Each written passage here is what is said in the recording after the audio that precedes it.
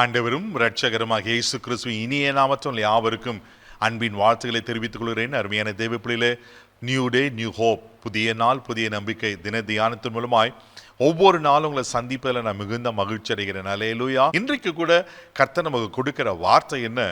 யாத்ராகமம் புஸ்தகம் 3ஆம் அதிகாரம் 21வது வசனத்தை கூட நம்ம வாசிக்க கேட்போம். அப்பொழுது இந்த ஜனங்களுக்கு எகிப்தியரின் கண்களில் தயவு கிடைக்க பண்ணுவேன், நீங்கள் போகும்போது வெறுமையாய் போவதில்லை. அல்லேலூயா. இது யாருக்கு சொல்லப்படுகிறது? மோசேக்கு ஆண்டவர் சொல்லுகிறார். மோசையை ஆண்டவர் அழைப்பார். முச்செடி நடுவில் ஆண்டவர் இடைப்பட்டு பேசி தரிசனத்தை கொடுத்து, நீதான் அந்த இஸ்ரவேல் ஜனங்களை எகிப்தின் அடிமையிலிருந்து விடுதலையாக்க வேண்டும் என்று ஆண்டவர் நிறைய காரியங்களை பேசி ஆண்டவர் மோசையோடு இடைப்படுகிறத பார்க்கிறோம். அப்போது பல காரியங்கள் ஆண்டவர் சொல்ல, நான் இருக்கிறவராக இருக்கிறேன், அது நாம கேட்டால் என்ன சொல்றது ஆண்டவரே அப்படிலாம் சொல்லிட்டு என் கைவல்லமையை நான் காண்பிப்பேன், நீ பயப்படாத, நீ போ. அங்கிருந்து அங்கே புறப்பட்டு வரும்போது எப்படி வருவாங்கன்னா, அங்கே வெறுமையாய் வருவதில்லை. அல்லேலூயா. இங்கே ரொம்ப அழகா சொல்லப்பட்டிருக்கு, அப்பொழுது இந்த ஜனங்களுக்கு எகிப்தியர் கண்களில் தயவு கிடைக்க பண்ணுவேன், நீ போகும்போது வெறுமையாய் போவதில்லை. அல்லேலூயா. தெய்வ பிள்ளைல ஆண்டவர் அங்கே வெறுமையா அனுப்பாம அங்கே அந்த மக்களோட உடைமைகளாம் பெற்றுக்கொண்டு வருகிறத நாம் பார்ப்போம். அதே யாத்திராகமம் புஸ்தகம் 12ஆம் அதிகாரம் 35-36 வசனங்களை வாசிப்பீங்கன்னா ரொம்ப அழகாக சொல்லப்பட்டிருக்கோம். வாசிக்க கேட்போம். மோசே சொல்லி இருந்தபடியே இஸ்ரவேல் ஜனங்கள் எகிப்தியரிடத்தில் வெள்ளி உடைமைகளையும் பொன் உடைமைகளையும் வஸ்திரங்களையும் கேட்டார்கள். கர்த்தர் ஜனங்களுக்கு எகிப்தியரின் கண்களை தயவு கிடைக்கும்படி செய்ததினால் கேட்டதை அவர்களுக்கு கொடுத்தார்கள். இவ்விதமாய் அவர்கள் எகிப்தியரை கொள்ளையிட்டார்கள். பாருங்க, எகிப்தியரை கொள்ளையிட்டார்களா? ஆமென். எவ்வளோ அதை பார்வாங்களை ஒடுக்கி இருப்பான், எவ்வளோ ஜீவனை கசப்பாக்கி இருப்பான், எவ்வளோ நஷ்டத்தை உண்டு பண்ணியிருப்பான் தேவ பிள்ளையில. ஆனால் அங்கிருந்து வரும்போது ஆண்டவர் என்ன பண்ணனாக்கா, அந்த ஜனங்களோட வெள்ளி உடைமைகளை பொன்னுடைமைகளை வஸ்திரங்களெல்லாம் வாங்கிட்டு அவங்க கண்களில் தயவு கிடைக்கும்படி செய்தார். ரொம்ப அழகா இருக்கு தேவ பிள்ளையில. தயவு கிடைக்கும்படி செய்ததில் அவங்க கேட்டதெல்லாம் கொடுத்துட்டாங்க. என்ன கேட்டாங்களா? அப்பா எங்களை விட்டா போதும் அப்படின்ற மாதிரி ஆண்டவர் தான் அதுக்கு முன்னாடி 10 வாதைகளை அனுப்புவார், தான் கைவல்லமை காண்பித்திருப்பார். தெய்வ பிள்ளைகளே, இன்றைக்கு ஆண்டவர் உங்களுக்காக யுத்தம் பண்ண ஆயத்தம் உள்ளவர் இருக்கிறார். யார் உங்களுக்கு விரோதமாக இருக்கிறாங்க? யார் உங்களுக்கு விரோதமாக தீமைகளை செய்து கொண்டிருக்கிறாங்க?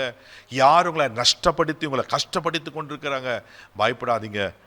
ஒரு நாள் வரும், கர்த்தர் உங்களுக்கு தயவு பாராட்டும் போது ஆண்டவர் தன் கைவல்லமை காண்பிப்பார், உன் எதிராளியை அழிப்பார். அல்லேலூயா. அதுக்கு பிறகு நடந்த சம்பவத்தெல்லாம் நம்ம அறிந்திருக்கிறோம். எவ்வளோ பயங்கரமான காரியத்தெல்லாம் ஆண்டவர் செய்தார் அல்லவா?